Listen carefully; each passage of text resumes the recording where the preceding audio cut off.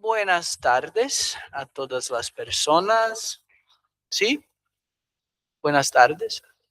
Muchas gracias. Buenas tardes al fondo. Empezamos la primera mesa del sexto Congreso Internacional sobre Globalización, Ética y Derecho. En Brasil, CIGED, y en España, CIGED.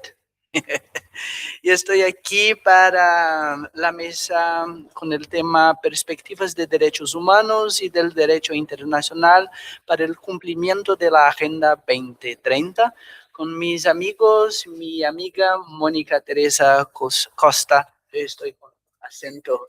Mónica Teresa Costa Souza, mi amigo Antón Lois Fernández Álvarez y mi amigo Adán Carrizo González Castel. Otra vez, Carrizo. Sí, ahora está bien. Sí, muchas gracias. Bien, empezamos entonces aquí con la primera ponencia de mi amiga Mónica. Estoy muy contento de estar aquí, Mónica. Mónica, que es doutora, voy a hablar la bio de las personas de Brasil en portugués y de Espanha en español. Mônica, doutora em Direito pela Universidade Federal de Santa Catarina, com mestrado pela mesma instituição e graduação pela Universidade de Fortaleza e pós-doutorado pela Universidade de Valência, professora titular, agora catedrática, da Universidade Federal do Maranhão, coordena o Peregrinos, grupo de pesquisa em Direito Internacional da UFMA, e é docente permanente do programa de pós-graduação em Cultura e Sociedade. Suas pesquisas concentram-se em direito internacional, direitos humanos e na relação entre direito e desenvolvimento. Entonces, Mónica, por favor, estás con la palabra. Muchas gracias por su presencia aquí.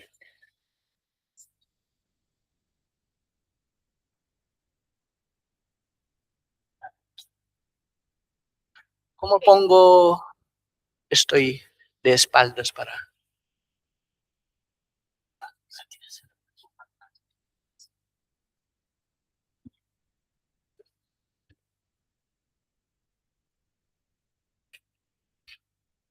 Buenas tardes, boa tarde. Intentaré mi mejor castellano, pero pienso que la mayoría de las personas son de Brasil, entonces, así, puedo hablar en portugués y os slides estão em espanhol, então, de uma maneira ou outra, todos compreendem. Bom, primeiro eu gostaria de agradecer mais uma vez a oportunidade, né, de estar aqui com meu amigo querido, professor Éder Mônica, e agradecer também a oportunidade que o Gilvan, professor Gilvan, proporciona a partir dessa interação, né, no CIGED e no CIDECIED, e agradecer publicamente a presença do professor Gilvan na minha banca na semana passada. Foi um prazer muito grande. Bom, a ideia é apresentar um pouco da perspectiva de litígios, né, de demandas ambientais e climáticas nas cortes internacionais, mais especificamente na Corte Interamericana de Direitos Humanos. Está mais próxima da nossa realidade e tem tido uma repercussão interessante nessa temática.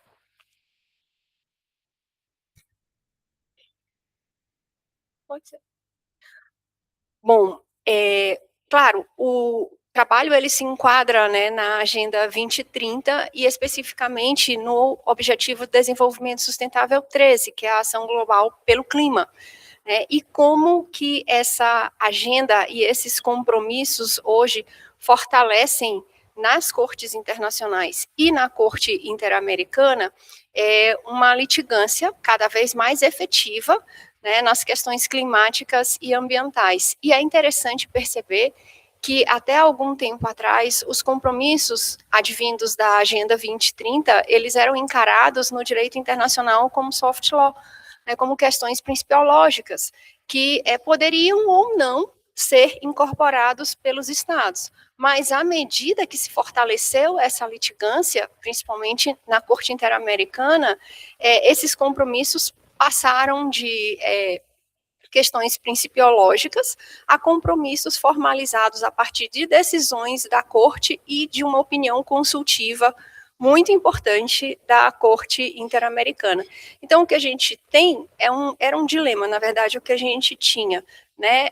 O que se pode fazer quando os estados não se comprometem formalmente com os objetivos, com as metas decorrentes do objetivo do desenvolvimento sustentável número 13, que é a ação para o clima, né? E como essa crise climática evidencia a urgência de se sair de meros compromissos principiológicos ou recomendações a uma decisão que realmente precisa ser efetivada pelos países, o que se tem principalmente a partir das decisões da Corte Interamericana. Então, o que se tinha? Né? Uma demanda no passado que partia dos, eu vou chamar de ativistas ambientais mais comprometidos e das comunidades tradicionais que processavam os estados nas cortes a partir de demandas exclusivamente ambientais e climáticas. E elas não tinham uma resposta efetiva a essas demandas, porque os trechos dos tratados ambientais e climáticos, e aí eu cito a Convenção Quadro das Nações Unidas para o Clima, são muito generalistas, muito abstratos. Então, não formalizavam um compromisso para os estados, né? E se descobriu, a partir de uma sequência de decisões que foram determinadas pela Corte Interamericana, que litigar pela questão ambiental a partir da violação de direitos humanos diretamente era muito mais efetivo e trazia respostas muito melhores, né, e comprometia os estados que exclusivamente a partir de demandas relacionadas ao clima. Então, o que se fez, né, a partir de então? Se percebeu que vincular as obrigações dos estados ao clima estão comprometidas com os direitos humanos de primeira, de segunda, de terceira dimensão, com todos eles, de uma maneira indissociável. Bom, esse fenômeno na OEA, ele tem um termo, né, que se começou a chamar de greening, e aqui em espanhol se traduz para ecologização, e a gente chama em português de esverdeamento, né, das decisões da Corte. No sistema interamericano, isso vem se tornando cada vez mais frequente, né? Então, o que as decisões da Corte hoje fazem? Elas vinculam os direitos de primeira dimensão, como o direito à vida, à integridade física, de segunda, como o direito à saúde, que decorre de um meio ambiente sadio e equilibrado, e de terceira dimensão, que é justamente o direito ao meio ambiente sadio e equilibrado, como uma unidade. E tudo isso é um conjunto, né, formal que fundamenta as decisões favoráveis às vítimas, eu vou chamar assim, né, as pessoas que propuseram, as comunidades que propuseram as ações na Corte e passam a vincular os estados não apenas nas questões ambientais.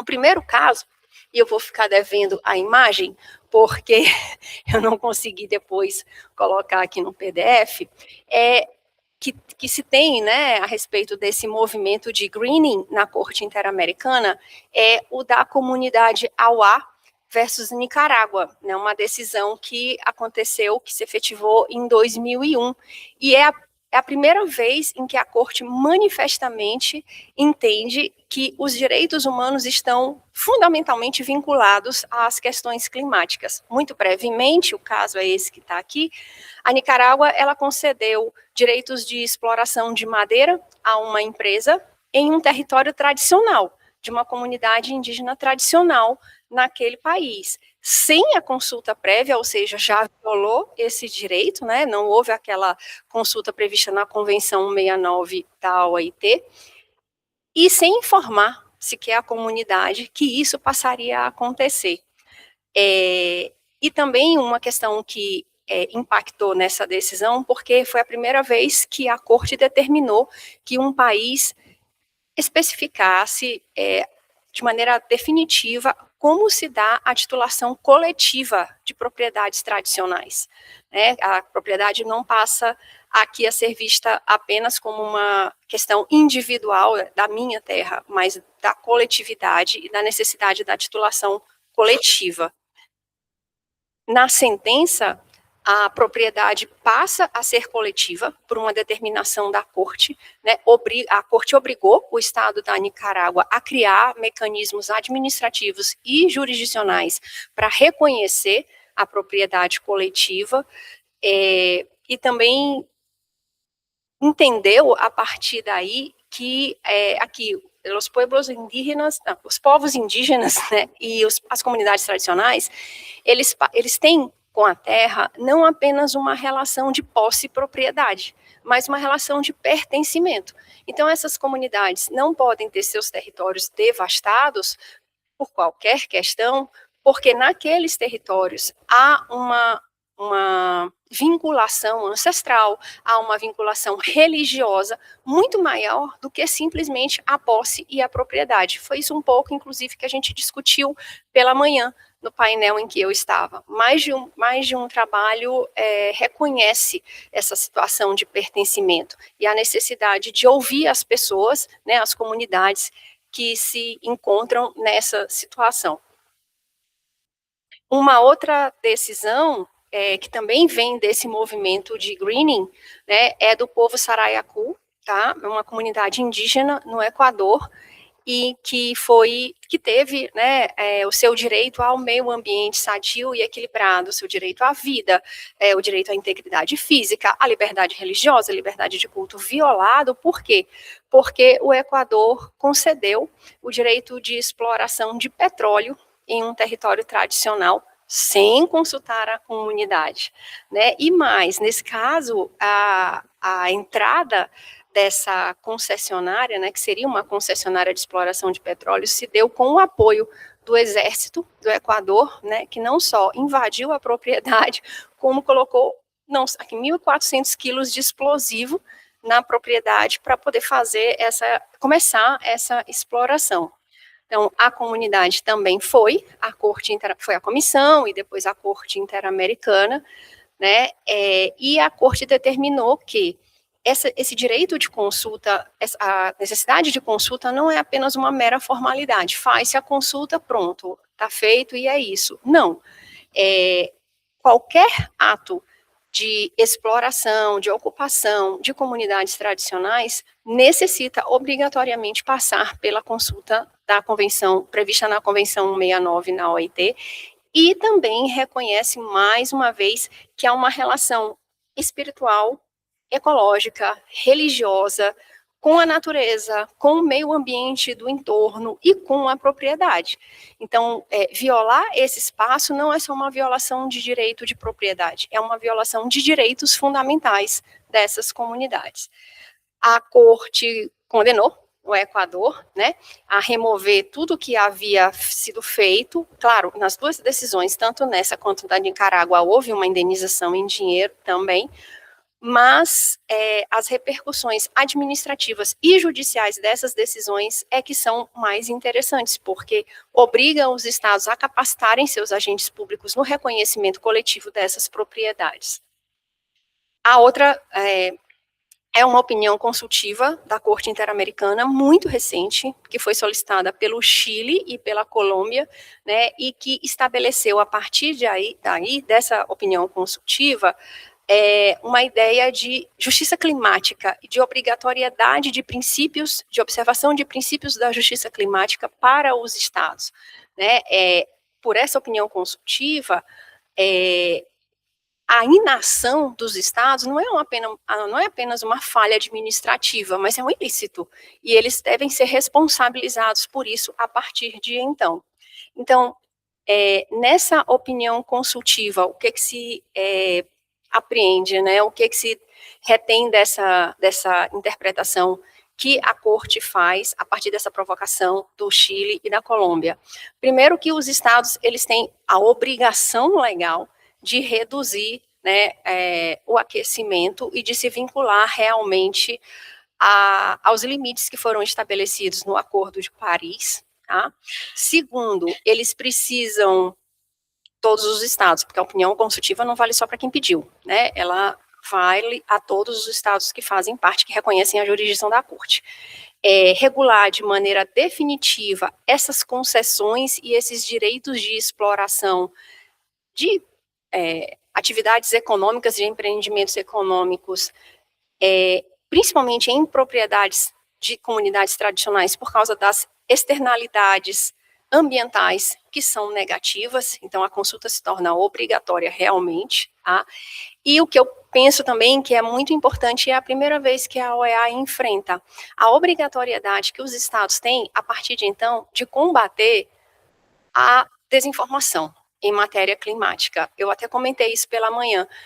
Eu, sinceramente, fico surpresa de perceber que ainda tem gente que nega o aquecimento global, de gente que diz que não existe isso, né, que isso tudo é coisa desse pessoal dos direitos humanos, como muita gente fala, né? Eu tenho certeza que a Europa não passava por essas ondas de calor que passa hoje, assim como também o Brasil não passa pelos problemas ambientais que passa hoje há 10, 15 anos atrás. Então é um fato, é uma obviedade, e os estados precisam se comprometer, né, com o reconhecimento dessa verdade, com a cientificidade desse fato. Do ponto de vista interno, para os países, o impacto dessas decisões da corte é que, primeiro, a gente trabalha na perspectiva. Quem reconhece a jurisdição da corte, os países que reconhecem, sabem que você precisa adequar as decisões internas à jurisprudência da corte interamericana e os compromissos internacionais que os seus estados assumem, os compromissos internos aos compromissos internacionais. Então, essas decisões, elas servem também de fundamento às decisões dos tribunais internos, né, dos judiciários internos de cada país. E, em segundo, que também fica evidenciado por essa sucessão de decisões da Corte da OEA, é que os compromissos assumidos pela Agenda 2030, especialmente nesse caso, o objetivo do desenvolvimento sustentável número 13, deixa de ser soft law, deixa de ser uma mera recomendação e passa realmente a ser uma obrigação que precisa ser internalizada pelos estados. Então, dá força a um compromisso internacional. Por fim, a ideia geral que fica, assim, já acho que no tempo, é de que a governança ambiental, ela precisa ser colaborativa. Ela não pode, como foi dito hoje de manhã também, inclusive a professora Fernanda ressaltou isso, ser de cima para baixo. E os outros trabalhos também ressaltaram essa questão, né? As comunidades, elas precisam ser ouvidas, e a questão ambiental está diretamente ligada aos direitos humanos fundamentais, a todos eles, até porque nós sabemos que eles são um todo, né? Eles são indissociáveis. Então, eu entendo que a defesa e a proteção do meio ambiente a partir dos ODS, a partir dos compromissos da Agenda 2030, é também um compromisso de defesa, é um comprometimento com a garantia e efetividade dos direitos humanos. Então, é isso, muito brevemente, a gente conversa depois.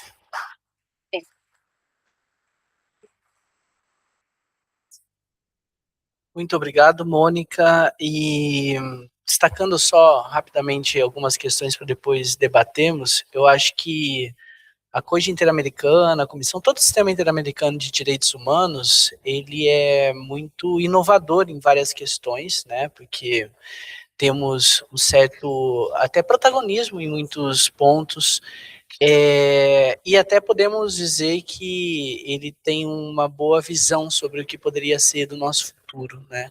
Agora, a grande problemática sempre é a parte da efetivação de todas essas questões que são muito boas para serem ditas teoricamente, né? Gosto muito de trabalhar com o sistema interamericano porque são respostas muito inteligentes, muito interessantes, mas precisamos da execução disso, né? E eu acho que quanto mais urgente, melhor, porque está um pouco quente ultimamente. Bien, continuamos y vamos con quién? Antón. Sí, con Antón Lois Fernández Álvarez. Es profesor del área de Ciencia Política y de la Administración de la Universidad de Vigo, campus de Ourense, vinculado al Departamento de Sociología, Ciencia Política y de la Administración y Filosofía. Licenciado en Derecho y en Ciencias Políticas y de la Administración por la USC. Es doctor en Derecho por la Universidad de Vigo y doctor en Sociología y Derecho por la Universidad Federal Fluminense, con estancias postdoctorales en la Universidad de Estudio de Firenze y en la Universidad Federal Fluminense.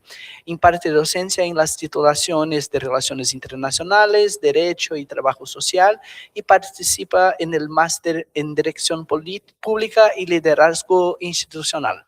Sus investigaciones abarcan las políticas sociales y públicas, el estado de bienestar y la desigualdad, la economía social y sostenible y las relaciones internacionales. Entonces, mi amigo, estás con la palabra y quieres ¿Qué? la imagen.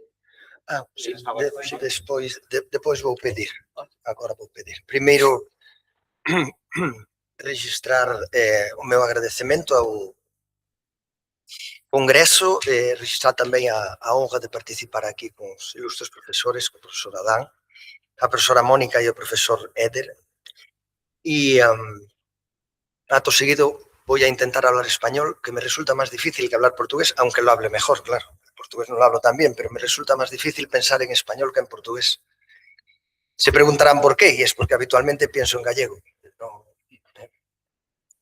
Bueno, yo, antes de empezar mi reflexión, quisiera rendir un homenaje a dos personas recientemente fallecidas, personas fundamentales dentro de la vida intelectual y académica. El primero, si se consigue colocar ahí a foto de Vladimir Brito. El primero que me gustaría recordar, y con gran apego personal, es la figura del profesor Vladimir Brito, profesor catedrático emérito de la Universidad de Braga, en Portugal, y que ha sido una de las figuras más relevantes, a pesar de que, bueno, el trato que nos ha dispensado a todos los que lo hemos conocido, sí. El trato, segunda foto, podéis. El trato que nos ha dispensado a todos los que lo hemos conocido opacaba un poco la grandeza de su figura. Tenía un trato tan humano, tan sencillo y tan igualitario con todos, que realmente eso opacaba la grandeza, insisto, de su figura a nivel intelectual y jurídico. Aunque nacido en Guinea, en la Guinea portuguesa, Vladimir se formó en la Universidad de Coimbra, en Derecho, y fue uno de los constitucionalistas más destacados, si no el más destacado dentro del archipiélago de Cabo Verde. Yo estoy convencido que después de la relevancia que ha adquirido el país, la República de Cabo Verde, con los mundiales de fútbol, estoy seguro de que le hubiera enviado un mensaje a través del WhatsApp y él me hubiera respondido con el sentido de humor que tenía, que era espectacular. Vladimir, insisto, fue uno de los padres de la Constitución brasileira, posiblemente el más relevante, a decir por el homenaje que le rindieron hace unos meses el propio presidente de la República de Cabo Verde. Un homenaje que se puede seguir perfectamente ahí. Y cuando el presidente de la República te hace un homenaje personal, es porque realmente la relevancia jurídica de Vladimir debió ser altísima. Una persona que llegó a ser presidente del Tribunal Supremo de Cabo Verde y que en sus últimos años fue catedrático de Derecho Internacional en la Universidad de do Miño, en Braga, y que tuvimos la suerte, muchos de nosotros, de conocer primero en Brasil, en diversos congresos, y después en Ourense, en los congresos euroamericanos de Derecho y Política. Insisto que desde el punto de vista personal las apreciaciones son subjetivas, desde el punto de vista académico yo creo que no es subjetivo destacar que Vladimir era un intelectual y un académico de una grandeza sin parangón, no solo por la erudición que emanaba de sus palabras, sino sobre todo por el dominio que tenía del discurso y del lenguaje, ¿no? Era una persona que podía hablar de cualquier cosa con una profundidad y con un empaque, es decir, con una capacidad técnica impresionante, ¿no? La segunda persona a la que quiero recordar, ustedes la conocerán más, muchos de ustedes, bueno, todos ustedes la conocen y muchos de ustedes la han trabajado también, no hace falta que pongas foto. Bueno, decir que de Vladimir Brito ustedes pueden seguir en YouTube algunas de sus intervenciones si consiguen entenderlo, porque hablaba un portugués muy cerrado, seguro que van a apreciar lo que yo les digo. La segunda persona que quiero destacar y que creo que merece un hueco en nuestro pensamiento, en el de todos, es la figura del profesor Jürgen Habermas. Bueno, ustedes saben, además de todo lo que conocen de Jürgen Habermas, que fue uno de los intelectuales más relevantes de la segunda mitad del siglo XX y de la primera mitad del primer cuarto del siglo XXI. Y cuando hablo de intelectual, eso va mucho más allá de lo que es su poder académico, ¿no? Habermas ha dominado el discurso político, jurídico, filosófico y sociológico en todo el mundo occidental. El hecho de que se cite muchísimo a Habermas, pues parece también que ensombrece toda la figura de esta persona que está detrás, insisto, del discurso que sustenta nuestra convivencia democrática, de todo el pensamiento crítico hacia las democracias liberales.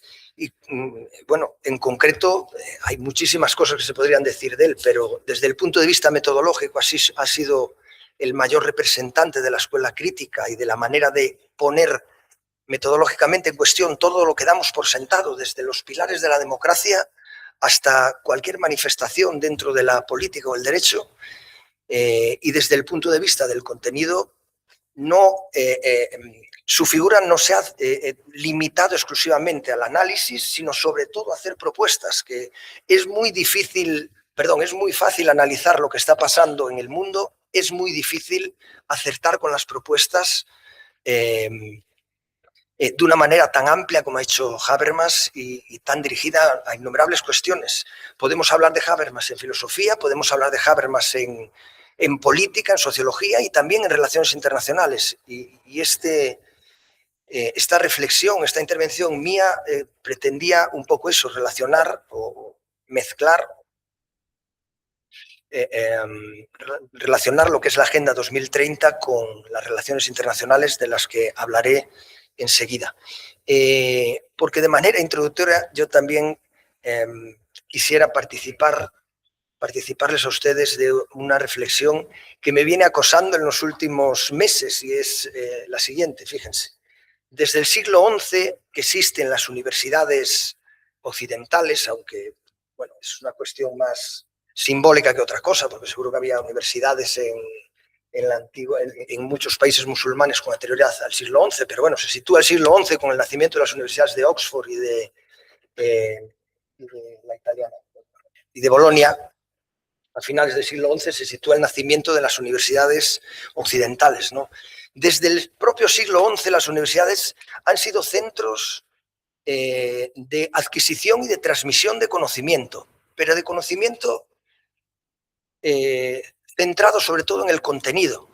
Es decir, los alumnos durante 1000 años han ido a las universidades para empaparse de contenidos y después, en el mejor de los casos, aplicarlos a casos concretos, ya sea en el mundo jurídico, de la ciencia jurídica, ya sea en el mundo de la medicina. Y lo cierto es que lo que viene acuciándome en los últimos meses es el hecho de que dentro de muy poco tiempo la inteligencia artificial dejará esa forma, esa manera de actuar de las universidades, la dejará totalmente anticuada. Es decir, durante 1000 años las universidades se han dedicado al profesor transmitir contenidos y los alumnos a memorizarlos y aplicarlos.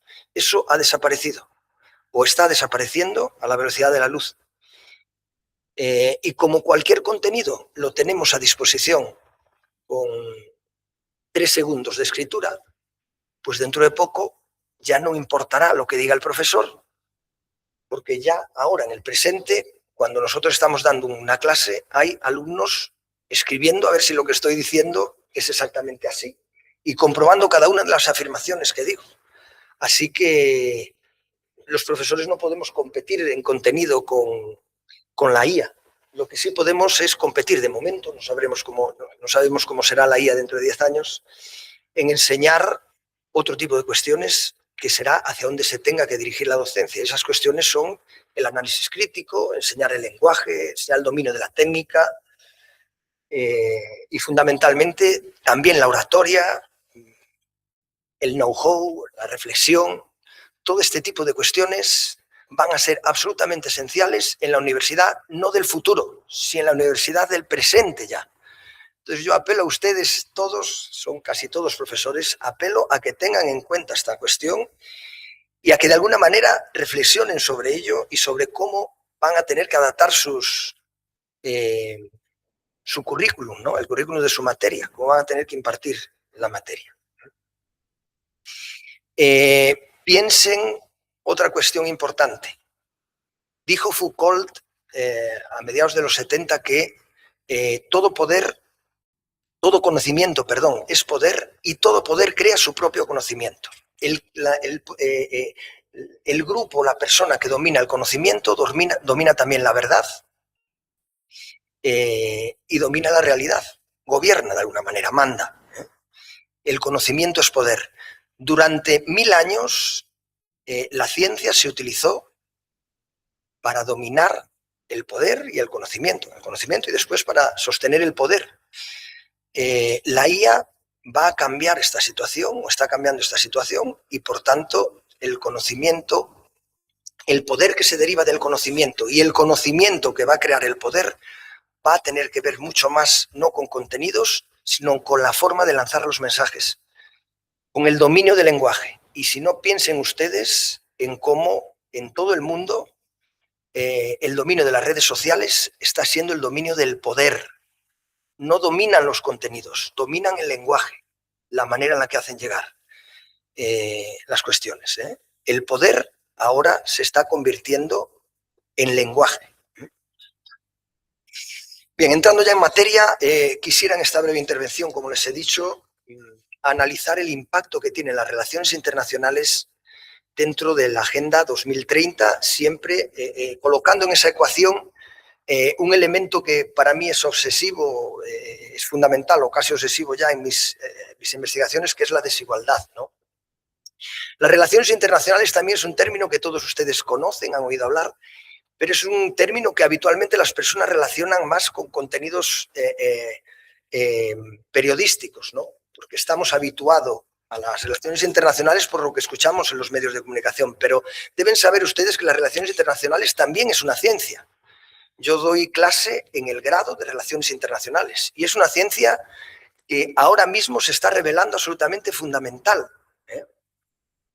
Fíjense, las relaciones internacionales nacieron exactamente en 1919, cuando después de la Primera Guerra Mundial, que se acabó con el armisticio de Compiègne en el año 1918,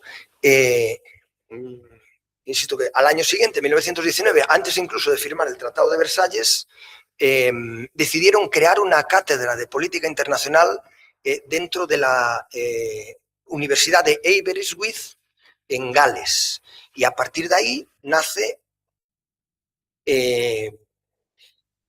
la ciencia de las relaciones internacionales, que fue una ciencia enfocada a explicar cómo se comportan los estados para intentar evitar otro conflicto como el que se había producido en la Primera Guerra Mundial. Recordemos que en la Primera Guerra Mundial hubo 17 millones de muertos, una auténtica carnicería, menor que la Segunda, pero en cualquier caso un desastre de una magnitud nunca vista hasta entonces, y determinados intelectuales se pusieron manos a la obra para intentar evitar otro desastre.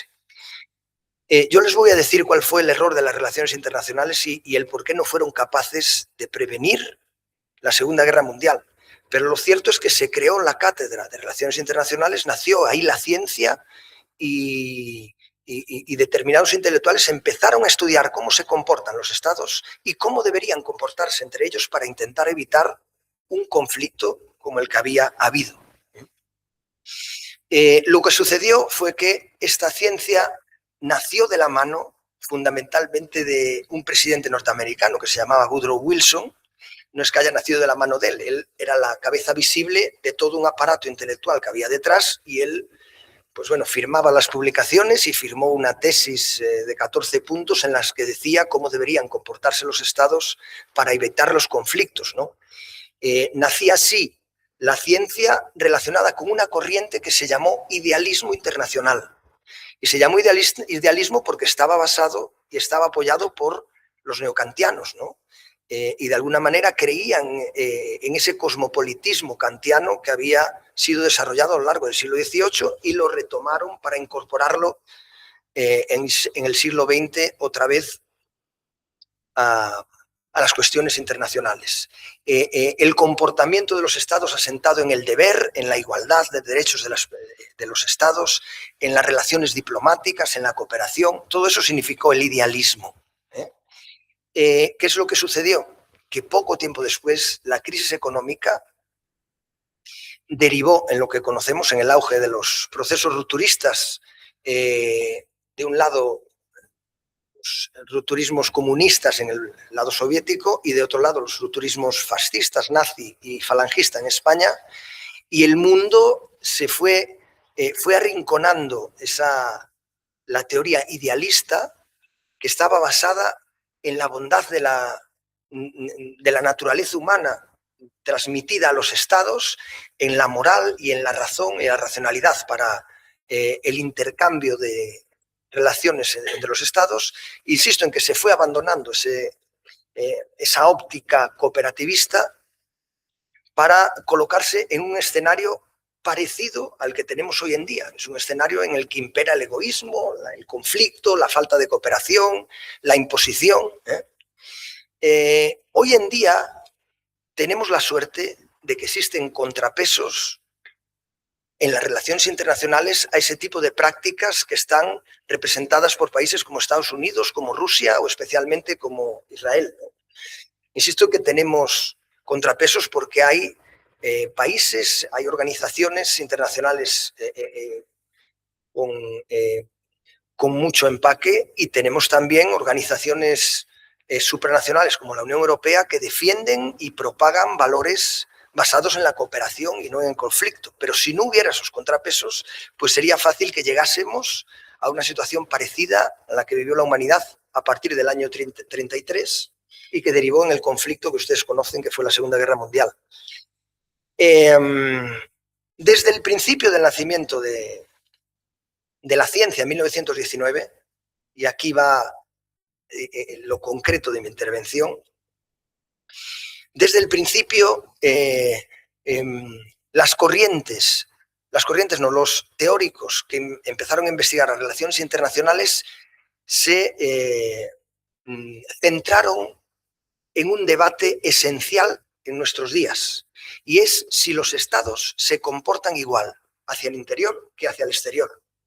Es decir, si un estado puede ser democrático e igualitario en el interior y comportarse de una manera depredadora e impositiva en el exterior. Bueno, eso fue un debate, insisto, que nació ya en 1929. El idealismo defendía que no, que las democracias no se pelean entre ellas, resuelven sus conflictos de manera democrática y de manera diplomática, quería decir, mientras que las dictaduras lo que hacen es propagar su propia dictadura fuera. Por tanto, la manera que tiene de comportarse el Estado en el interior es lo que refleja en el exterior.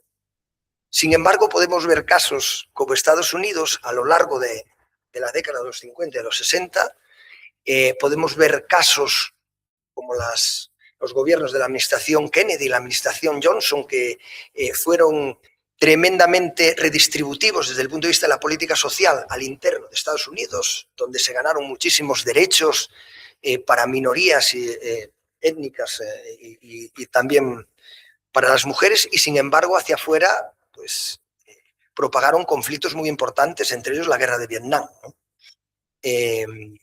Frente a esta postura internacionalista liberal, frente a esta postura idealista internacional, que no es lo mismo, se colocó en el otro lado del debate la otra postura enfrentada al idealismo, que fue la postura realista. Los realistas fueron una corriente que de la mano de autores como Carr y como Morgenthau, entendía que los estados se comportan de una manera diferente hacia el interior que hacia el exterior. Y ponían, actualmente ponen como ejemplo, pues, por ejemplo, Estados Unidos a lo largo de toda su historia, ¿no? Conste que si observamos la administración Trump, tiene más razón el idealismo que el realismo, ¿no? Bueno, decirles que la corriente realista no solo consideraba que los estados se comportan de una forma diferente ad intra que ad extra, sino además que los estados en la escena internacional compiten constantemente por unos recursos que son limitados y siguen la llamada teoría del juego de suma cero. Todo lo que ganan los otros países son recursos que pierdo yo. Todos los recursos que yo consigo acaparar son recursos que le quito a los otros países. Por lo tanto, el Estado hacia afuera debe ser egoísta, buscar los intereses propios de ese país, y el buen gobernante es aquel que consigue consolidar la posición del Estado en el exterior, y si consigue ganar más territorio, más recursos, más influencia, más poder, pues mejor estadista será.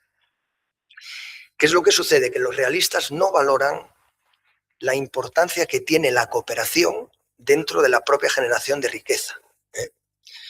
Y así fue que, bueno, ese debate sobre si los estados se comportan interiormente de una forma y exteriormente hacia otra, acabó por dominar lo que es la ciencia de relaciones internacionales, y tengo que decirle yo a ustedes que todavía hoy no está resuelto, no hay una posición demostrada, una teoría única en las relaciones internacionales que diga una cosa o la otra. Y es un debate que se sigue produciendo.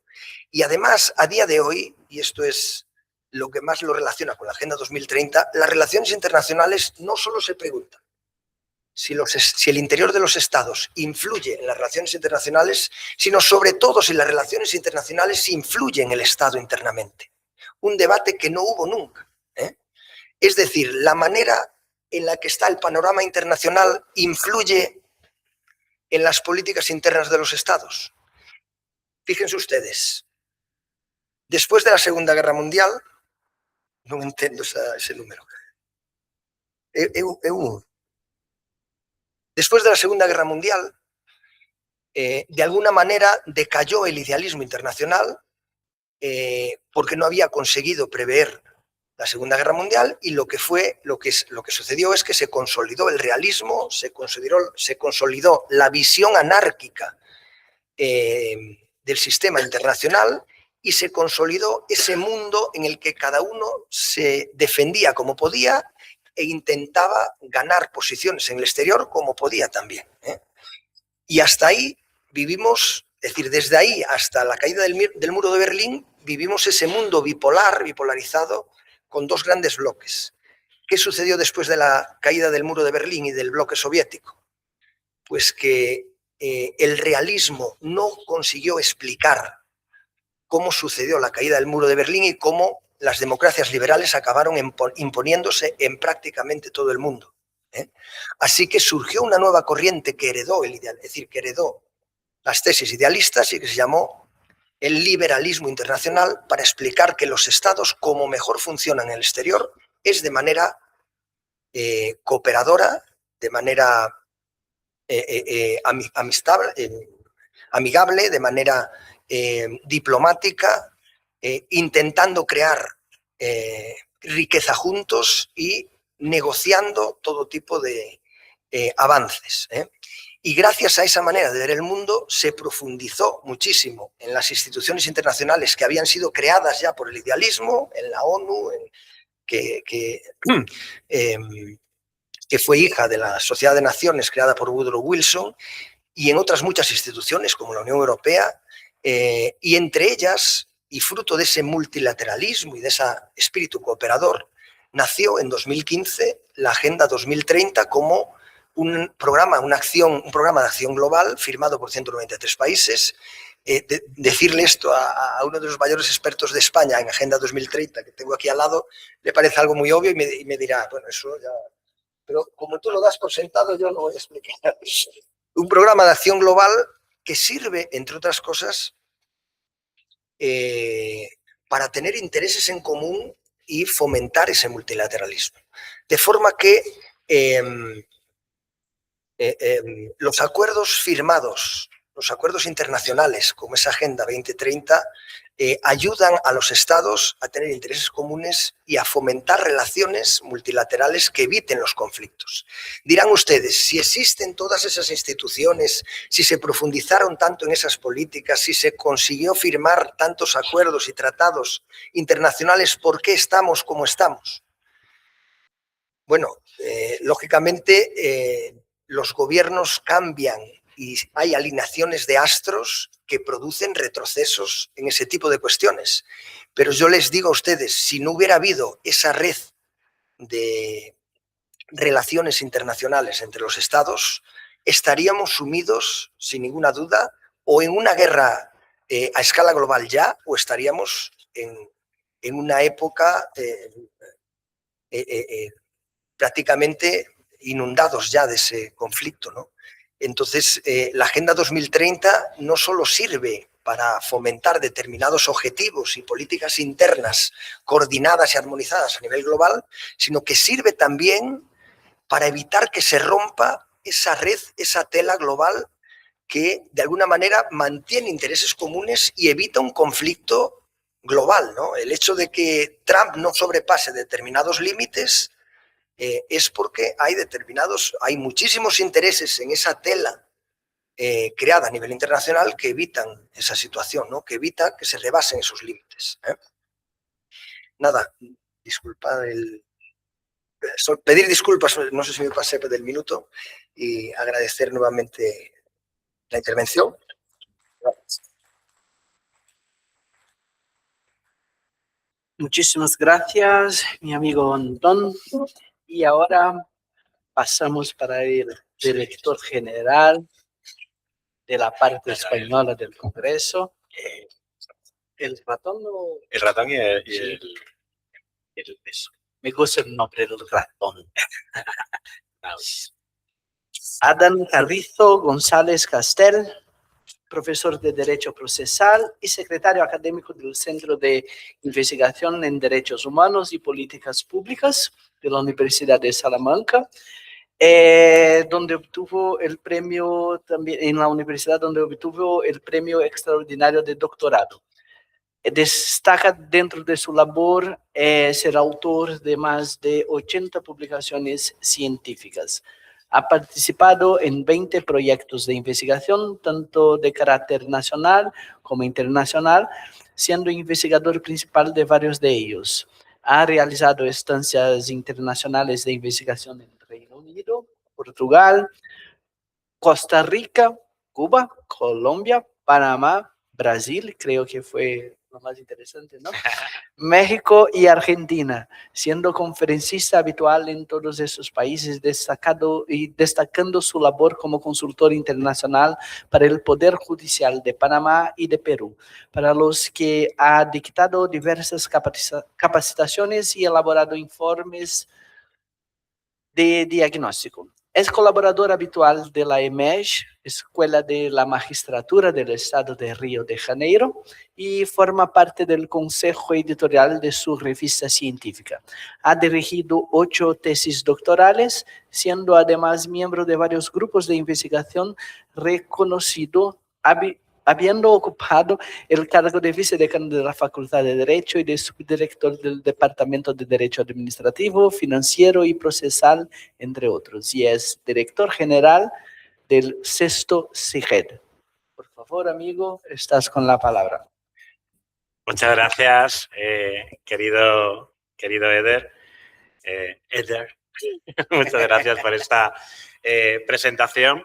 Y muchas gracias por tantas cosas que ayer ya intenté sintetizar en el discurso de apertura de este 6º CIGED, terminología española, pero que desde luego, y lo venimos destacando a lo largo de todos estos días, supone un privilegio para nosotros, para nosotras, para la Universidad de Salamanca, poder contar con esta colaboración con la Universidad Federal Fluminense, con la Universidad Estadual de Londrina y, por supuesto, con el Instituto Gilbert Hansen. Querido Gilbert, ya lo dije ayer también, pero es un privilegio que toda tu escuela, porque nosotros tenemos la Escuela de Salamanca, pero que está aquí presente es la Escuela de Gilbert, y desde luego te felicito por haber sido capaz de concitar en torno a tu presencia, a tu persona, a tu espíritu, a tu humanismo, a tu calidad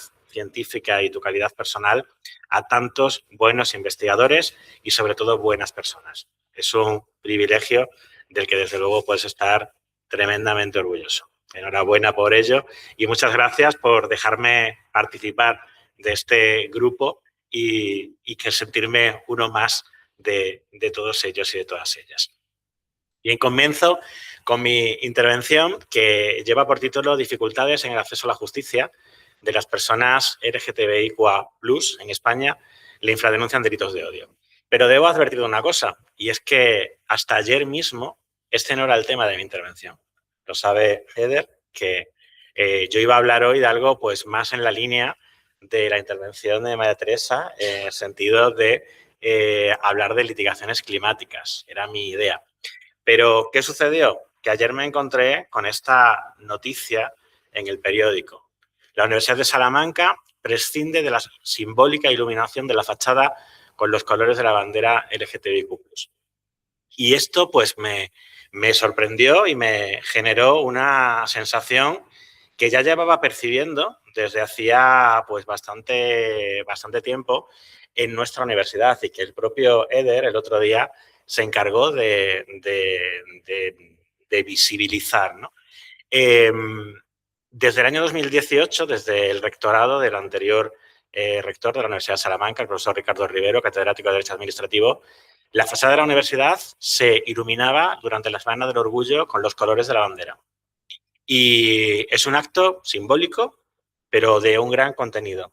Una universidad 8 veces centenaria, por primera vez en el año 2018, cuando cumplíamos nuestro 8º centenario, ponía los colores de la bandera del movimiento del colectivo LGTBIQ+ en la fachada de nuestra universidad.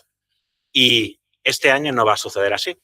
Y la verdad es que yo tenía idea de que mañana, cuando termináramos el evento, deciros, pues podemos acercarnos y ver esta iluminación. Y precisamente buscando la información de a qué hora iba a suceder esto, me encontré con que esto mañana no va a suceder. Y me da pues mucha tristeza que esto suceda y que sea así. Pero se une a que el otro día Eder, que se dedica a pasear mucho por Salamanca, me mandó una foto, la que veis debajo, y me dice, ¿esta escalera antes no tenía los colores de la bandera LGTB? Y le conté sí, los tenía, porque esa escalera era como la veis arriba. Desde el año 2019, año en el que yo tuve la oportunidad de ser director de este centro. Ese es el Colegio Mayor de Oviedo, que se encuentra un poquito más abajo de donde estamos ahora mismo. Es un colegio mayor, un centro, una residencia de estudiantes en la que viven pues 320 estudiantes durante todo el curso. El consejo colegial, el órgano directivo, consiguió, a propuesta mía, que nuestra escalera de acceso fuera pintada con los colores de la bandera LGTB y de la bandera gay y de la bandera trans. Pues, como veis, de nuevo, 8 años después, esos colores tampoco están ahí. Y yo ya empiezo a plantearme si es que hay algún movimiento dentro de la universidad que está intentando invisibilizar los símbolos. Y es una cuestión que no es menor. No es menor porque el hecho de que nuestra puerta de acceso llevara esa bandera era una manera de dar la bienvenida a todas las formas de ser y a todas las formas de amar y a todas las formas de sentir. Y eso ahora mismo las personas que van a entrar en este colegio mayor no lo van a ver. Y tampoco van a comprobar que nuestra universidad se posiciona de manera clara en defensa de los derechos humanos, iluminando nuestra fachada con la bandera. Por tanto, eso fue lo que hizo que cambiara el tema. Y digo, a lo mejor es que tenemos que seguir hablando y tenemos que seguir reivindicando muchos aspectos y muchas cuestiones, incluso en una universidad y en un país como España, en el que pensamos que todo esto estaba un poco ya más que superado, ¿no? ¿Por qué es importante hablar de este tema? Pues básicamente porque España es el segundo país del mundo en el que se encuentran el mayor número de personas que se autoperciben como miembros del colectivo. La primer país es Brasil. Por tanto, qué mejor que hablar de este tema. Creo que tiene todo el sentido, porque el primero solamente nos supera en esta escala, en esta encuesta realizada en el año 2023, solamente nos superaba Brasil en ese porcentaje percibido, ¿no? Y estamos en un país, a pesar de la crítica que acaba de hacer a la universidad, estamos en un país en el que afortunadamente no somos sospechosos de ir en contra de los derechos de las personas LGTBIQ+, ¿no? ¿Por qué? Pues primero pues porque fuimos de los primeros países del mundo, creo que fuimos el segundo, en reconocer el matrimonio igualitario, en reconocer el matrimonio entre personas del mismo sexo. Y eso pues ya fue un avance importantísimo, ¿no? A la hora de desarrollar o de entender que en España la situación estaba cambiando. Fue en el año 2005. El año pasado celebramos los 20 años de este matrimonio igualitario en España. Más adelante, en el año 2015, llevamos a cabo, y esto es algo que a mí como profesor de Derecho Procesal, y por eso es en lo que me voy a centrar un poco más en esta intervención, me afecta más, se tipificaron por primera vez los delitos de odio. Los delitos de odio contra determinados colectivos, aquellos motivados por ese odio. No es que castiguemos o tipifiquemos el odio. El odio no es tipificable. Un sentimiento no puede castigarse. Pero sí los efectos que las actuaciones motivadas por ese sentimiento producen o provocan en personas o en colectivos. Y desde el año 2015, también desde hace más de 10 años, España tipifica los delitos de odio. Digo que seguimos siendo, no somos tampoco sospechosos cuando en el año 2022 aprobamos la Ley Integral para la Igualdad de Trato y la No Discriminación, que realmente si el ámbito o el Código Penal tipificaba ese odio o esa discriminación en el ámbito penal, esta ley lo hace en el ámbito administrativo y en el ámbito civil, igualdad de trato y no discriminación. Y yendo aún más, en el año 2023 aprobamos la Ley para la igualdad real y efectiva de las personas trans y para la garantía de los derechos de las personas LGTBI. Es decir, no es un país que nos podamos considerar o que consideremos sospechoso de que vamos a tener o de que no somos respetuosos con el colectivo, ¿no? Pero centrándome un poquito más en el ámbito que más me afecta a mí, que es el del derecho penal, derecho procesal penal, ahí veis pues el artículo 510 de nuestro Código Penal en el que se penaliza o se castiga a quienes públicamente fomenten, promuevan o inciten directa o indirectamente al odio, a la hostilidad, a la discriminación o la violencia contra un grupo o una parte del mismo o contra una persona determinada por razón de su pertenencia a ese grupo, ¿no? Por motivos racistas, motivos antisemitas, motivos antigitanos u otros referentes a la ideología, la religión, las creencias, la situación familiar, la pertenencia de sus miembros a una etnia, a una raza o a una nación, el origen nacional, el sexo, la orientación o la identidad sexual, el género, la aporofobia, la enfermedad o la discapacidad. Es decir, tipificamos una serie de colectivos a los que protegemos. Y además no solamente es que protejamos a los miembros de estos colectivos, sino también a aquellos que pudieran parecer que pertenecen a estos colectivos. Porque el sentimiento de odio no solamente penaliza si la persona es perteneciente al colectivo, sino si se ha percibido como perteneciente a ese colectivo. Con lo cual, también es un ámbito importante en el que nos manejamos, ¿no? La Ley Integral para la Igualdad de Trato y No Discriminación, como digo, también recoge la orientación y la identidad sexual como elemento diferenciador y contra el que hay que luchar y defender en el ámbito administrativo. Aquí se reconoce por primera vez un concepto importante que es el de la discriminación interseccional, que hasta este momento no se había reconocido en España y en el año 2022 por primera vez se reconoce que puede haber circunstancias, ¿no?, que interseccionan y que crean nuevas formas de discriminación, en la línea que ayer también comentaba Selena, ¿no?, de la profesora Kimberly Crenshaw, y ahí nos encontramos pues con esa discriminación interseccional. Más adelante, y en esta me detengo un poco más, la Ley 4/2023 para la igualdad real y efectiva de las personas trans y para la garantía de los derechos de las personas LGTBI. Aquí me centro un poco más para definir que por fin hay una estrategia para la igualdad de trato y no discriminación. Se aprobó en julio del año pasado esta estrategia y, sobre todo, hechos importantes como la prohibición de las terapias de conversión.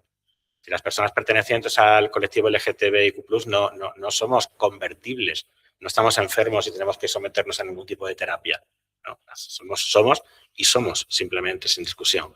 Y sobre todo, muy importante, que se ha aprobado el otro día un memorándum, hace apenas una semana, un memorándum ya no solamente para prohibir las terapias de conversión, que desgraciadamente muchas comunidades autónomas seguían financiando, sigue siendo sorprendente, sino que además ahora la propuesta legislativa es tipificarlas. O sea, es decir, ya no solamente es que no se puedan o se prohíban, es que va a ser delito participar en estas terapias o promover esas terapias de conversión.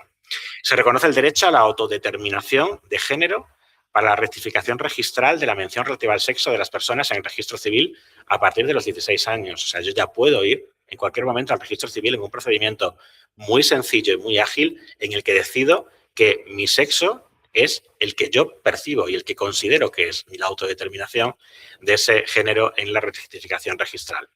Entre 14 y 16 años se necesita que sean representantes legales quienes participen en ello. Entre los 12 y los 14 se necesita la autorización del juez y los menores de 12 solamente en aquellos casos por razones de identidad sexual. Pero a partir de los 16, en un procedimiento tremendamente ágil, se puede llevar a cabo. Y muy importante, la concesión no puede estar condicionada a la previa exhibición de ningún informe médico, es decir, se despatologiza por completo este cambio, o psicológico relativo a la identidad sexual, ni a la previa modificación de la apariencia o de la función corporal de la persona a través de procedimientos médicos o quirúrgicos. Es decir, no hace falta la intervención en estos casos para poder cambiar el género en el registro, ¿no?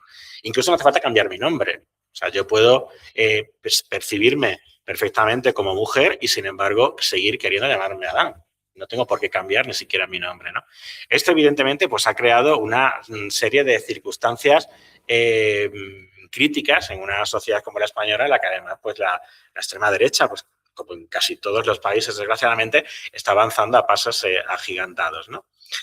Lo mismo sucede con las personas trans o intersexuales que podrán prestar el consentimiento para prácticas de modificación genital a partir de los 16 años, ¿no? Se autoriza también esa posibilidad.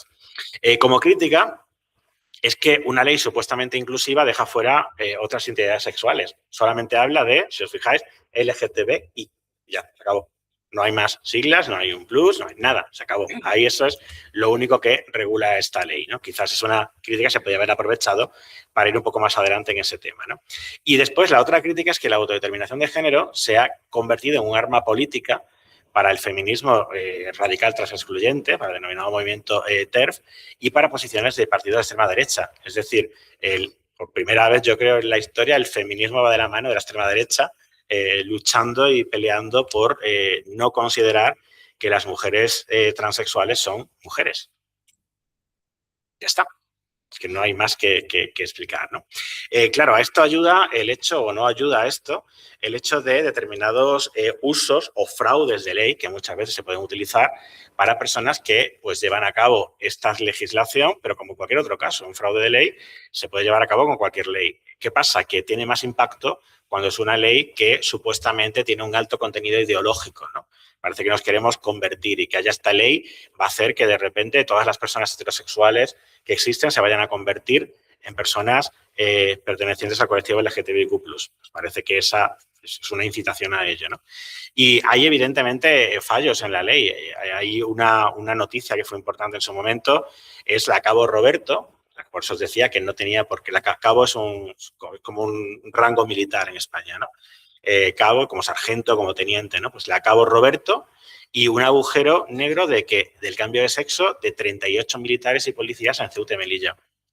Ese hecho de cambiarse de sexo permitía pues acogerse o poder beneficiarse de muchas de las acciones positivas que existen para las mujeres, evidentemente. El ejército, pues cambio de destino, prioridad para poder llevar a cabo un ascenso, hasta incluso poder llevar el pelo largo, por ejemplo, ¿no? O sea, muchos aspectos que las acciones positivas pues llevaban o repercutían en el hecho del cambio de sexo, ¿no? Pero bueno, aquí también había un componente político importante y es que el hecho de que la propia directora del Instituto de las Mujeres pues llegaba a decir en un tuit que las mujeres trans no existían. Pues si la señora que dirigía el Instituto de las Mujeres tenía esa opción, esa idea, pues, en fin, mal íbamos.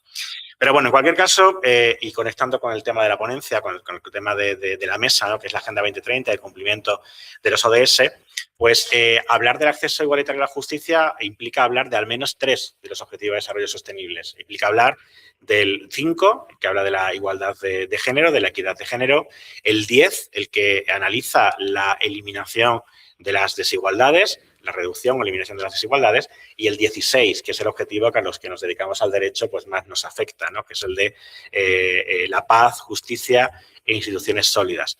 Sobre todo porque dentro de ese ODS 16, de la Agenda 2030, es dentro del que nos encontramos el acceso igualitario a la justicia.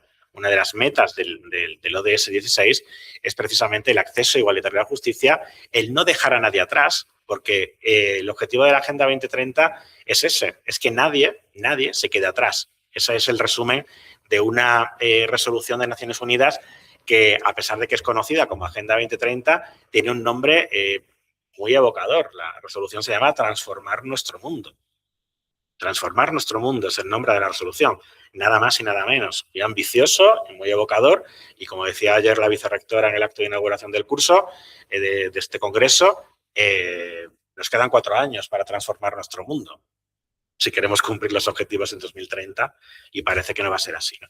Pero bueno, hablando del ODS 16, que es el derecho de acceso igualitario a la justicia, tenemos que tener en cuenta pues, el amplio reconocimiento internacional que tiene este derecho, y como yo siempre digo, es el derecho más importante de todos, porque es el que permite garantizar el cumplimiento del resto de derechos, ¿no? Yo incluso, de manera humorística, ¿no?, a mis estudiantes en el grado en Derecho, cuando iniciamos la asignatura del Derecho Procesal, siempre le digo que es la asignatura más importante y la más bonita de la carrera, ¿no? Se ríen, lógicamente, y me dicen que todos los profesores decimos lo mismo de nuestras asignaturas. Yo creo que todos decimos que la nuestra es la más bonita, es la más importante. Yo les digo que sí, que estoy de acuerdo, pero que la diferencia es que el resto mienten y que yo les digo la verdad, que la mía es verdad, que el procesal es la más importante y la más bonita de la carrera, ¿no? Bonita o no, bueno, lo dejo al gusto de cada uno, porque hay a quien le gusta el administrativo incluso, pero bueno, no me meteré ya en esos campos, pero desde luego es la más importante, al menos por su función, ¿no? Porque es que es la que sirve de garantía. De nada nos serviría reconocer muchos derechos si no tuviéramos la manera, ¿no?, para poder ir a los tribunales y reivindicar cualquier vulneración de alguno de ellos. Y al ir a los tribunales, por eso el derecho de acceso a la justicia tiene esa doble vertiente, porque una es que los tribunales funcionen bien, pero la otra vertiente del derecho de acceso a la justicia es que yo pueda llegar al tribunal. Y hay muchas barreras que obstaculizan el acceso a la justicia, que impiden el acceder a la justicia, y que muchas cuestiones pues no se lleven a cabo, pues porque ya no solamente es que a lo mejor el sistema funciona perfectamente, pero yo no tengo capacidad para acceder al sistema. Bien sea por la pobreza, bien sea por la discapacidad, bien sea por la orientación sexual o el género, por las creencias religiosas, por la pertenencia a una etnia, por la pertenencia a una raza, por la edad, por ser menores de edad o por ser adultos mayores, ¿no? Eso me impide que yo acceda a la justicia, que yo acceda al tribunal convenientemente. Todas esas circunstancias fueron recogidas pues, precisamente en vuestro país, en las reglas de Brasilia, en el año 2008, ¿no?, que impiden o que regula esas circunstancias de vulnerabilidad en el acceso a la justicia.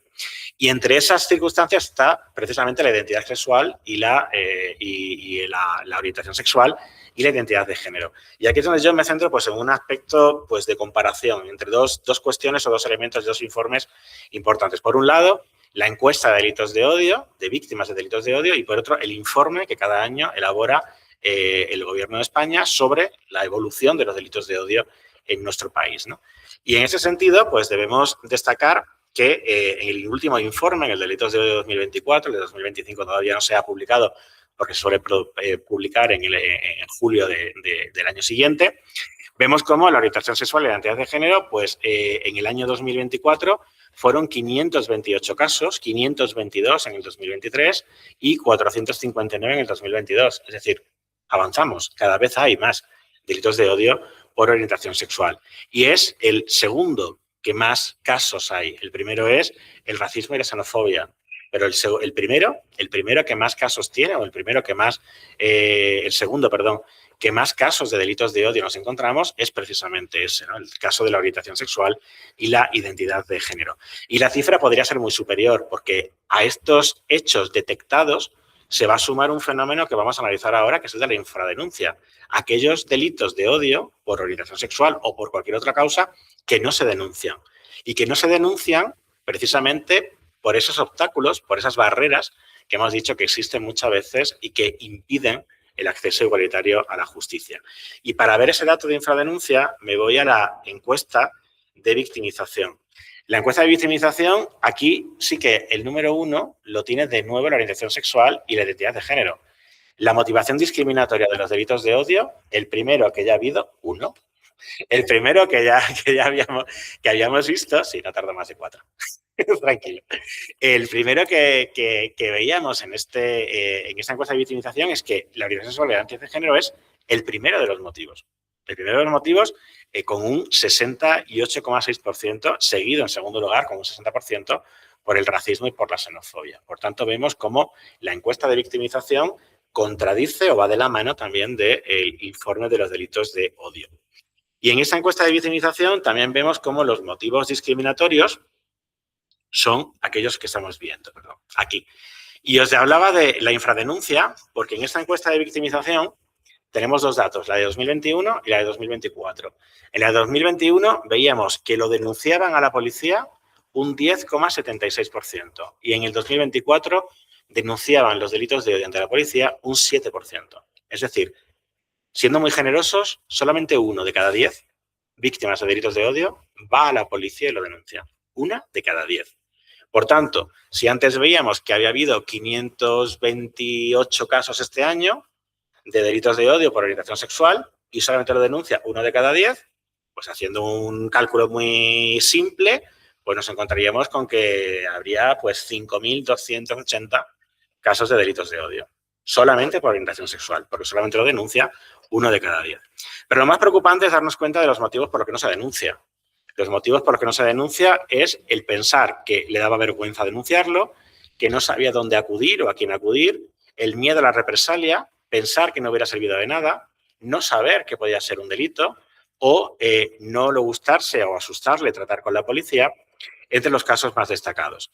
Ahí sí que llama la atención de que hemos mejorado un poco, porque era muy triste darnos cuenta cómo en el año 2021 las principales causas eran precisamente la mala experiencia policial.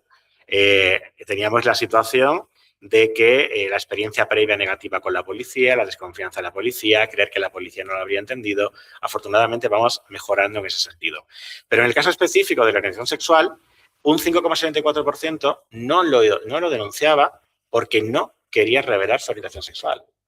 En una España, como la que hemos visto antes, con todas esas leyes y toda esa legislación, pues todavía había casi un 6% de personas que no querían revelar su identidad sexual y por eso no iban a denunciar un delito de odio, ¿no? Los resultados de esta misma encuesta son demoledores en el sentido de que a la pregunta de si se habían sentido protegidos por los agentes policiales, pues mucho, un 36%, regular un 19% y nada protegido un 45%. Y sobre el efecto de la denuncia, ¿crees que ha servido de algo? Mucho, un 25%, regular un 12% y nada, un 61%. Pensar la inutilidad de presentar esta denuncia, ¿no? ¿Qué herramientas podemos utilizar para combatir la infradenuncia y la detención? Pues hay muchas que se han desarrollado en España, que evidentemente no me voy a centrar en ellas, pero que muchas dependen sobre todo de la especialización, de la capacitación y de la formación. Es fundamental que las personas que van a recibir esas denuncias pues sean sensibles a las personas que van a plantear ese caso. Es decir, que no te reciba la denuncia sobre un delito de odio por orientación sexual, pues una persona que es transfoba o que es homófoba, pues evidentemente las circunstancias hay que educar o capacitar a las personas en ese sentido, ¿no?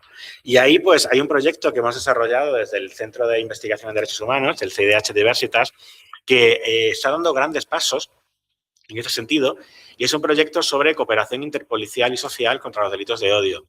Se están creando en muchas comisarías de policía de España una especie de comisión en la que pertenecen o participan los miembros de las fuerzas y cuerpos de seguridad del Estado, las policías, pero también todos aquellos organismos sociales, aquellas entidades que trabajan con las víctimas, incluidas las propias asociaciones de defensa de las víctimas. Eso está potenciando. Yo tuve la suerte de coordinar la de Valencia. La de Valencia es la que yo llevé y tutoricé más directamente, y las experiencias fueron magníficas. Fueron magníficas porque realmente ves cómo las personas hablan y hablando se entienden unos a otros, ¿no? Un ejemplo que yo siempre pongo de esa comisión, y ya termino, Eder, no más de 30 segundos, un ejemplo de esa comisión es que ahí estaba el representante de la Asociación del Pueblo Gitano, y estaban también representantes de la policía. Y uno de los policías, cuando hablaba, estaba uno de los funcionarios de policía diciendo que no había motivación, que no había ningún tipo de discriminación ni nada. Y este chico, que es abogado, es gitano, es abogado, decía que cómo no iba a haber eso si a él le habían pedido los papeles en 3 ocasiones, él, o sea, ese policía que estaba allí, le había pedido los papeles en 3 ocasiones y que cada vez que iba al juzgado a un caso, le hacían entrar o le invitaban a entrar por donde entraban los acusados, los investigados. En vez de pensar, o sea, no lo veían, y en vez de entender o pensar que podía ser un abogado y entrar por el lugar por el que entran los abogados, pues no, al verle presuponían que, como era gitano, tenía rasgos gitanos, pues que no, que este iba a un juicio, pero iba a ser porque era el acusado del juicio, y prácticamente pues lo cacheaban, le hacían pasar por el arco, por el escáner, etcétera, ¿no? Pues circunstancias de este tipo, ¿no? Entonces, claro, que alguien diga, yo no discrimino, y que el que está enfrente te diga, ¿cómo que no discriminas si es que me lo has hecho a mí? Pues provocaba un choque y una sensación de decir, wow, a lo mejor tengo que pensar, ¿no?, en estas cosas antes de decidirlo, ¿no? Pero bueno, el caso es que esperemos que este proyecto vaya mucho más adelante, pero ya no solamente es una cosa de educar o intentar hacerlo de esta manera, sino que es que hay que educar desde el principio. O sea, la fundamental en todo lo que tiene que ver con los delitos de odio para potenciar la infradenuncia y para potenciar que se elimine la infradenuncia es utilizar la educación desde el primer momento. Es el arma más poderosa, ¿no?, que se nos ha dado para cambiar el mundo, y desde luego es lo fundamental, lo que tendríamos que llevar a cabo en todo momento. Y con esto, Eder, perdóname por haber pasado un poquito del tiempo, pero como vamos bien de tiempo, pues yo creo que me lo puedes perdonar. Muchísimas gracias a todos y a todas. Yo te perdono, pero el director del CGT de la parte de Brasil es una persona muy brava, muy controladora, y me ha mirado aquí. Bien, creo que estamos casi todos aqui entre brasileiros, não? Só para também que vocês pensem nas questões e que a gente faça aqui um debate final, por favor, vamos debater, porque estamos aqui para isto. Durante a fala de Anton, vou praticar, até o final vou conseguir fazer certinho. Anton. Sim? Tenho pensado também por muito tempo como é que este mundo que agora é comandado mesmo por um novo processo de engenharia que é feito por tecnologias digitais, né? Como é que esse mundo vai ser lido também pelo direito internacional, né? Todas estas teorizações que levaram séculos para serem feitas dentro do ambiente internacional, hoje basicamente perdem um pouco o sentido quando a gente vê, por exemplo, que ao utilizar um chat GPT nós estamos auxiliando na guerra no Irã, estamos auxiliando nas questões palestinas, porque a Anthropic saiu de jogo e entra o chat GPT, e ao utilizar um chat GPT nós estamos trabalhando também para a guerra, porque estamos treinando esses instrumentos, né? Então não é só... Eu também me pergunto muitas vezes o que será de nós, enquanto professores, professoras, diante de tantas tecnologias que já falam muito bem sobre várias questões, né, do conhecimento, para onde nós iremos, mas também qual é a perspectiva de futuro também entre todas as nações, né, em que agora praticamente as grandes plataformas digitais são as que estão gerenciando o trânsito de informações e também fazendo e desfazendo das guerras e as relações entre nações, né? Não é à toa que na última posse aí de Donald Trump nós tínhamos as grandes big techs do mundo junto a ele, né? Então isso demonstra também a nova forma como esse futuro se anuncia para nós, né? E Adán, não, Adán, não consigo, pero intentaré. Há muitas questões quando falamos de delitos de ódio, né? Porque primeiro, claro que existe um processo nosso de autoconhecimento de situações que antes nos eram dadas como naturais e hoje a gente começa a questionar processos e se implicar dentro de situações de vulnerabilidades e de situações de subalternização, né? Esse é um dado que acontece também com políticas de gênero. Eu não me esqueço uma vez que minha mãe me ligou, minha madre me chamou ao telefone e começou a falar sobre situações do seu passado e se percebeu em várias situações de abuso, né? E ela se perguntou, mas em que momento eu não percebi que isso era um abuso? Né? Há um devir do conhecimento das nossas situações de vulnerabilidade que muitas vezes nos leva a perceber o aumento, né, o incremento de situações de delitos e outros mais, porque nós estamos construindo conhecimento sobre nós mesmos. Mas também, como eu tinha falado no foro, foi ontem, né? Eu estou perdido no tempo. Ayer, há também uma patologização que agora se coloca como uma restauração de situações, né? A gente está vivendo um momento de uma rearticulação da direita, não que a direita nunca tenha se articulado, eu chamo de rearticulação porque ela está se movendo em outro sentido, tentando restabelecer determinadas perspectivas que entendíamos como já superadas, mas talvez a gente também caiu numa ilusão de que nossa geração seria a geração que estaria superando, né, as perspectivas numa certa ideia linear da história, né, e talvez tenhamos que nos convencer de que a história é uma espiral, o tempo é uma espiralar, né? Nós vamos e voltamos, atravessamos e vamos para outros lugares, mas obviamente devemos reconhecer as mudanças, né? Em que não deixar ninguém para trás também significa não me jogue para trás novamente, né? Também tem um ponto de inflexão que a gente tem que afirmar a partir da Agenda 2030, né? E aí, complementando com a fala da Mônica também, o Brasil, acho que por um bom tempo, ele foi um grande protagonista em questões ambientais, né? Nós chegamos a ser exemplos para o mundo em relação a muitas políticas, né? Cadê a Laura? Ah, tá aqui. Laura que me corrija também, outra especialista no tema, Cora está lá no fundo. E de repente tudo começa a ruir, né? Então, por isso eu comentei aqui na fala da Mônica que o Sistema Interamericano de Direitos Humanos, eu creio que é um exemplo para o mundo. Já fiz muitas comparações, não estou competindo com a Europa, tá?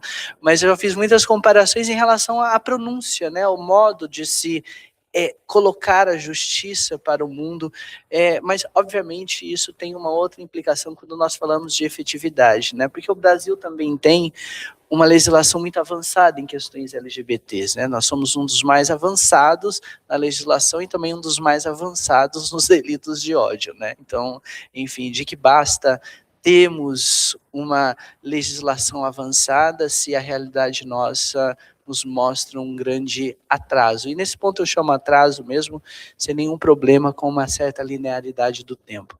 Mas, enfim, simplesmente para tentar conectar aí essa questão da agenda, né? Até porque uma agenda, ela determina um tempo, né? Ela é também fixadora de uma certa perspectiva. Faltam 4 anos.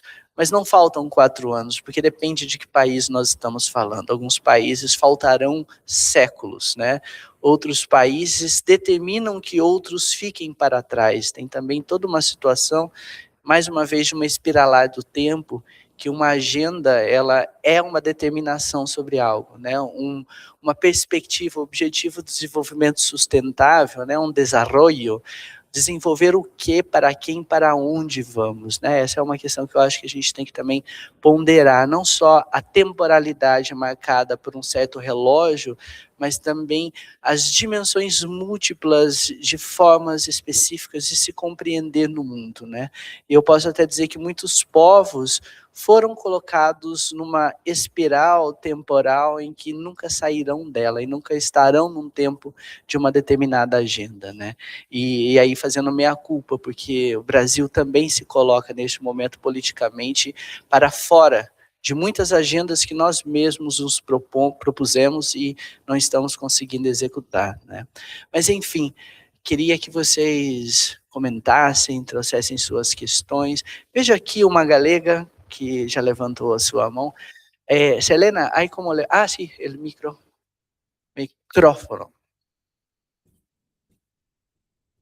Muchas gracias. Me levanto porque para que pueda dialogar con todos ellos y si me permitís, hablo en portugués, ¿vale? Considerando que somos maioria. Bueno, queria levantar a mão assim em primeiro lugar exatamente porque eu comecei a me coçar, entre aspas, com a última fala do Éder agora, porque faltam 4 anos para a Agenda 2030. E aí a minha pergunta vai exatamente nesse sentido e que vai para todas as pessoas. Não é uma pergunta para a gente fomentar e seguir nesse debate, não é? Até escrevi aqui para eu não esquecer. Considerando que estamos há 4 anos, né, do fim da Agenda 2030, o que vocês acreditam que virá depois? Que outra agenda virá depois? Dentro do contexto em que vivemos, e considerando os negacionismos mencionados por Mônica, considerando as debilidades das relações internacionais mencionadas pelo Anton, e aí eu abro um parênteses para um fato que aconteceu agora, recentemente, no dia 1º de junho, eu até tenho uma notícia aqui, que o Parlamento Europeu aprovou, com 418 votos a favor e 218 contra, um polêmico pacote de medidas para aumentar as deportações de pessoas em situação irregular na União Europeia. E essa votação gerou um momento de tensão, quando grupos de centro-direita e de extrema-direita celebraram o resultado a gritos. E esse vídeo é chocante. Bueno, como se a gente se chocasse com mais coisa, parece que nada nos choca mais, mas sim. E nesse vídeo estavam que los devuelvan, que os devolvam, que voltem para casa, que é o que infelizmente também muitos brasileiros escutam em Portugal, por exemplo, e enquanto a esquerda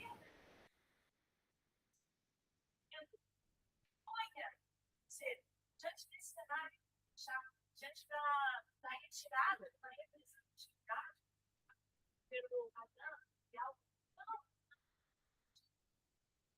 para a manutenção desse direito.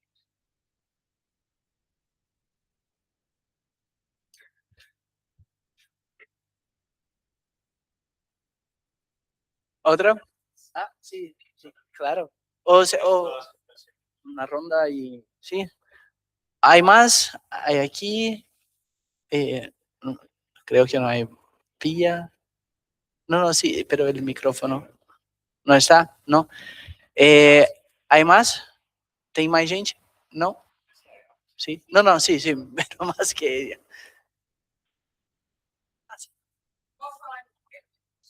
Debe.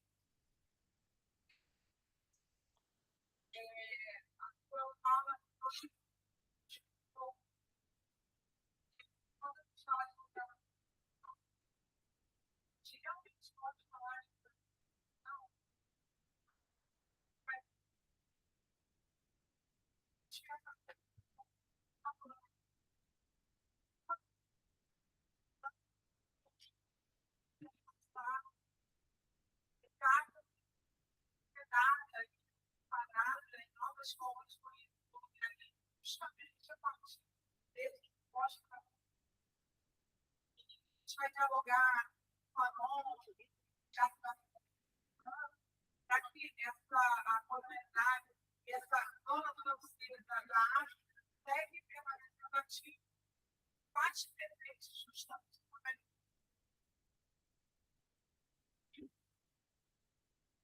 Obrigada. ¿Alguien más? ¿Alguien más? ¿No? Bien, yo fará español. Soy la minoría aquí.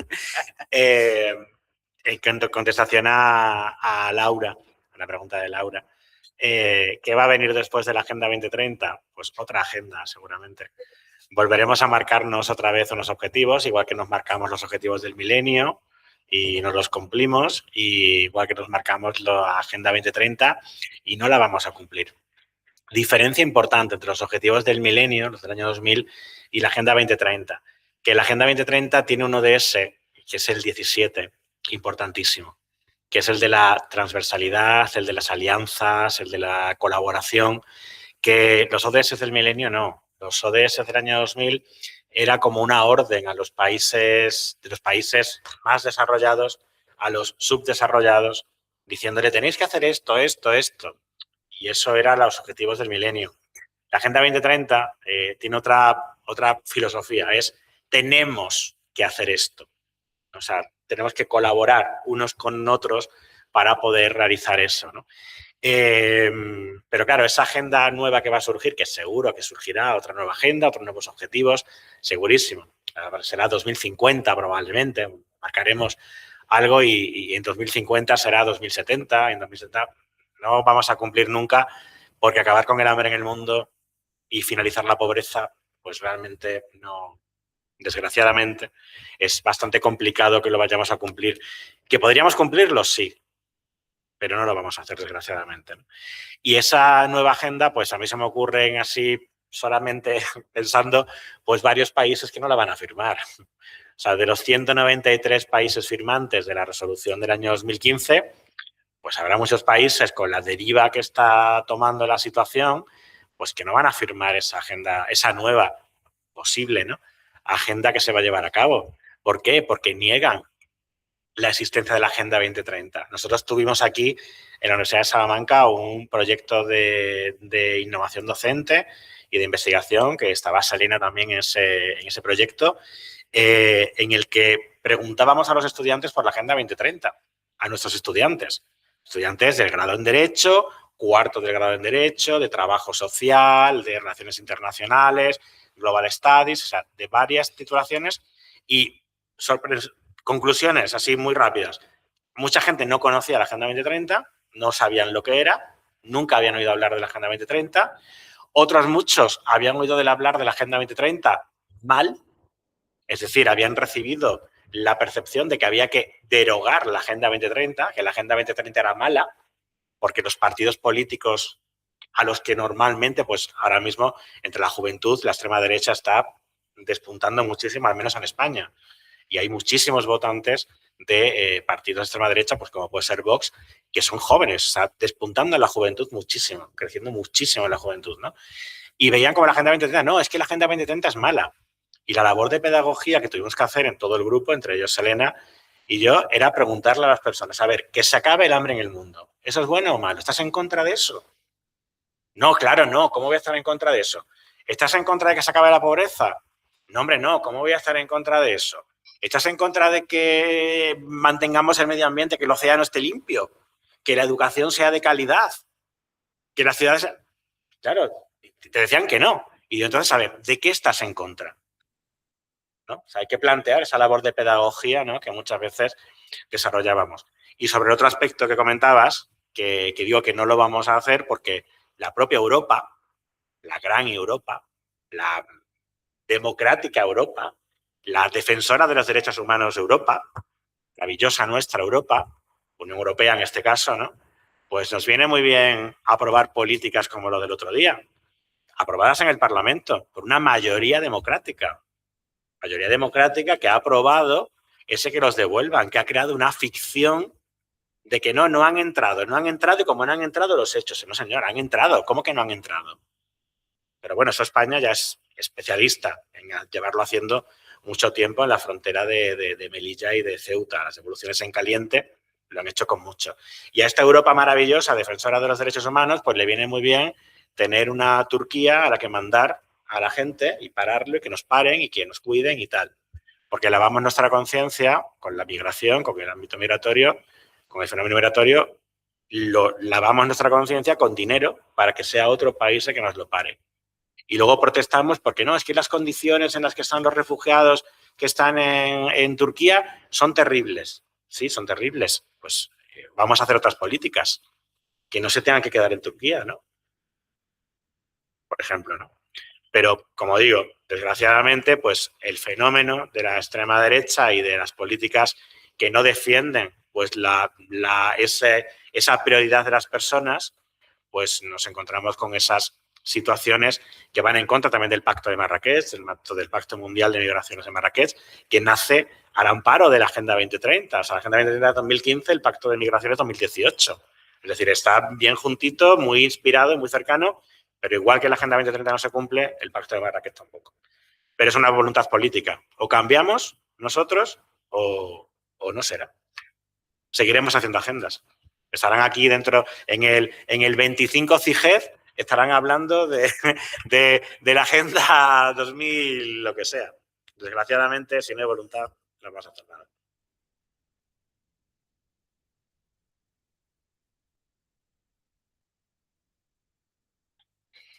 Bom, a respeito da pergunta de Laura, a miña opinión acerca de que vai acontecer depois de 2030, eu acho que, de un lado, teño unha percepción ben optimista.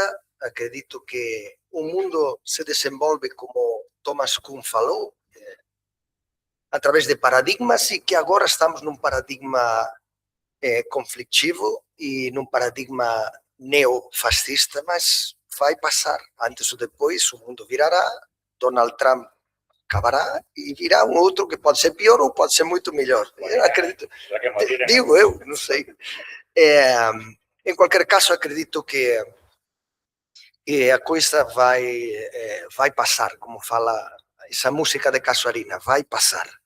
E a respeito do que falou Adán, de que depois da Agenda 2030 virá uma outra agenda, na verdade não importa tanto o fato de se cumprir todos os objetivos de forma explícita por todos os países, quanto a que as agendas respondem a uma imagem também muito importante que tem um caráter simbólico, como pode ser a utopia, né?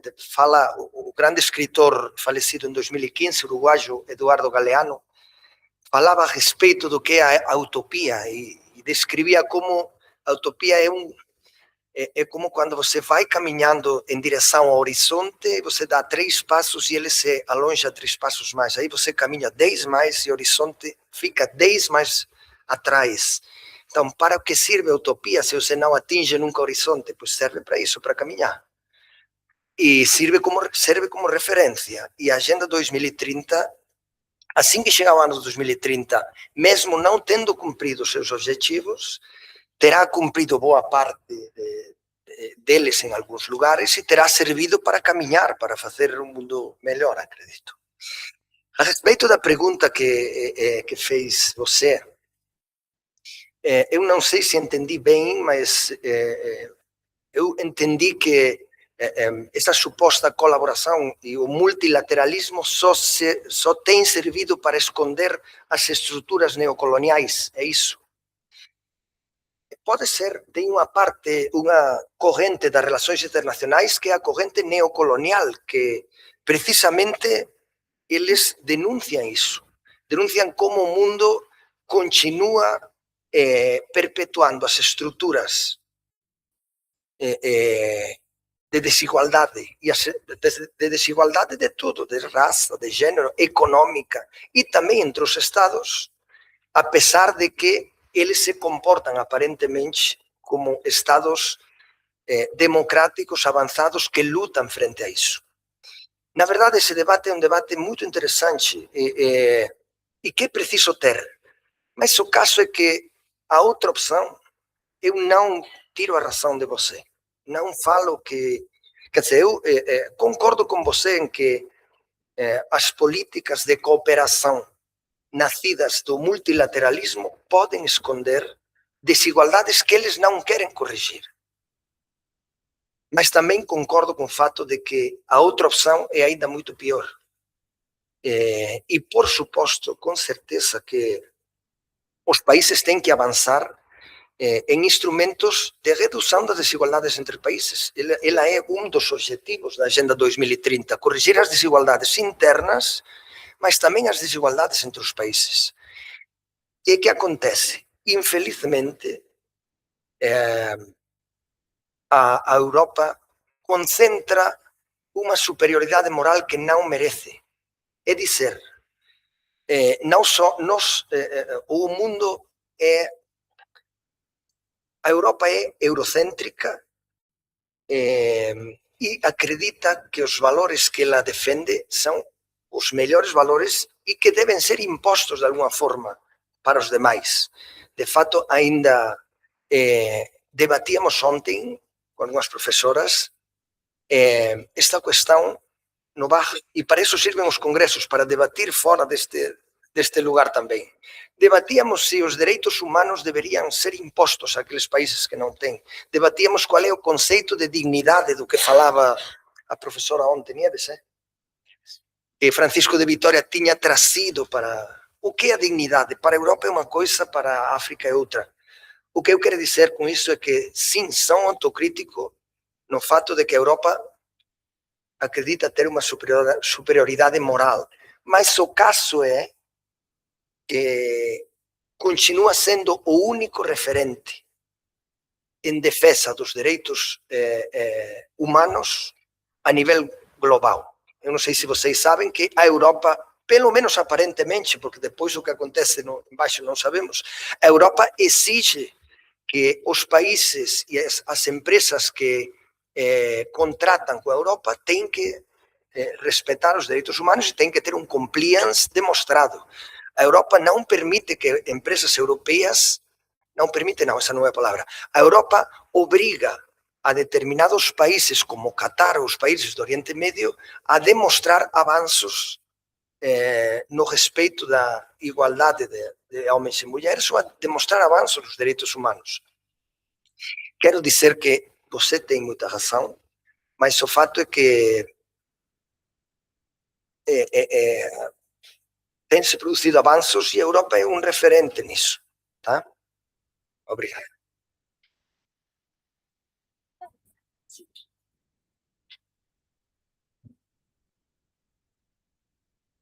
Assim, brevemente sobre aquilo que a Laura havia comentado, nós já tivemos muitas agendas, né?